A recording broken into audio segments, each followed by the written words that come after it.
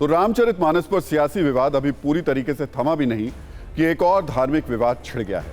वो विवाद है 373 किलोमीटर और 7 दिन के सफर के बाद नेपाल से अयोध्या पहुंची 2 विशाल शालिग्राम को लेकर के। आपको बताएं कि विवाद है क्या और सवाल क्या उठ रहे हैं, लेकिन उससे पहले बता दें कि आज सुबह अयोध्या में श्री राम जन्मभूमि तीर्थ क्षेत्र ट्रस्ट के महासचिव चंपत राय और अन्य हिंदू संगठनों के लोगों ने पुष्प वर्षा कर इनका जोरदार स्वागत किया। 51 वैदिक ब्राह्मणों ने शालिग्राम शिलाओं का पूजन कराया।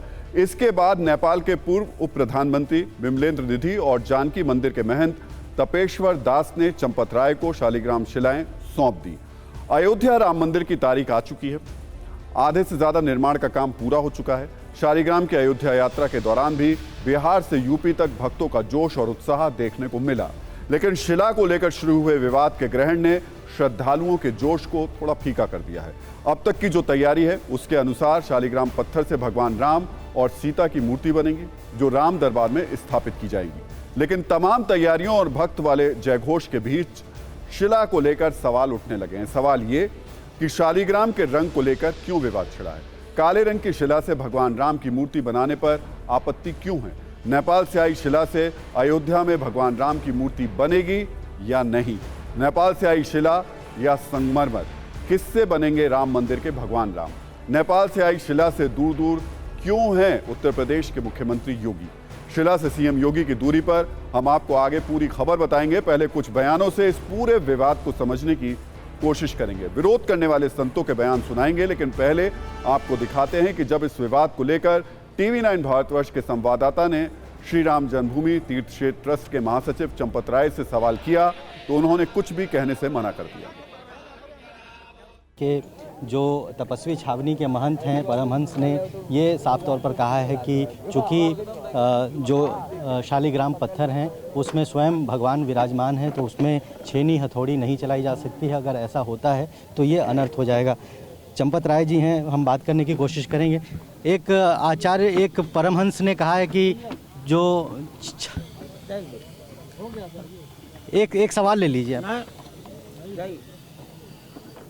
नहीं बात करें तो ये चंपत राय जी हैं जो बात नहीं करना चाहते हैं, लेकिन विवाद जो है वो बहुत ज़्यादा बढ़ रहा है। वैसे इससे कुछ देर पहले ही चंपत राय जी ने पत्रकारों से बात की थी, मीडिया से बात की थी, लेकिन ये सवाल थोड़ा सा मुश्किल है। सवाल ये भी कि जब पूरे देश में अयोध्या मंदिर का इंतजार हो रहा है, नेपाल से लाई गई शिलाओं का मंत्रोच्चार के साथ पूजा हो चुकी है, वैदिक विधि विधान से 6 करोड़ साल पुराने शालिग्राम पत्थर से भगवान राम और सीता की मूर्ति बनाने की तैयारी हो रही है, राम दरबार में शिलाओं को स्थापित करने की तैयारी की जा रही है, तो अयोध्या में उत्सव जैसे माहौल के बीच विरोध क्यों हो रहा है? अचानक क्यों शिला का विरोध होने लगा? विरोध करने वालों में एक नाम जगतगुरु परमहंस आचार्य का भी है। तपस्वी छावनी के पीठाधीश्वर जगतगुरु परमहंस आचार्य ने पत्थर को भगवान का स्वरूप बताया, पत्थर को तराशे जाने का विरोध किया। क्या कहा, आप भी सुनिए। ट्रस्ट के सभी ट्रस्टियों से मैं सादर हाथ जोड़ के प्रार्थना करता हूं कि उन पर जो है तो हथौड़ी छीनी न चलाई जाए। वो स्वयं भगवान हैं, प्रतिष्ठित हैं और लगभग 127 क्विंटल का वजन, पूरी दुनिया में इतने बड़े शालिग्राम कहीं नहीं है जो 2 शिला है। इसके अलावा ये राम लक्ष्मण के स्वरूप हैं, इसलिए राम मंदिर में इनकी प्रतिष्ठा हो और दुनिया के लोग आकर के दर्शन करें, उनका कल्याण हो। इनके ऊपर हथौड़ी छीनी चलाने की जरूरत नहीं है।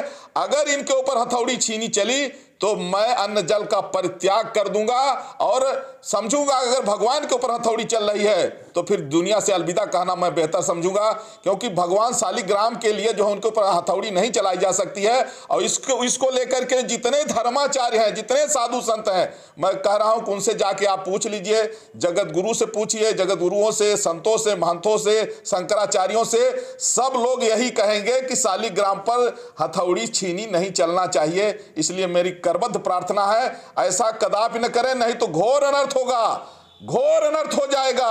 और इस अनर्थ को रोकिए और भगवान को इसी रूप में प्रतिष्ठित करिए।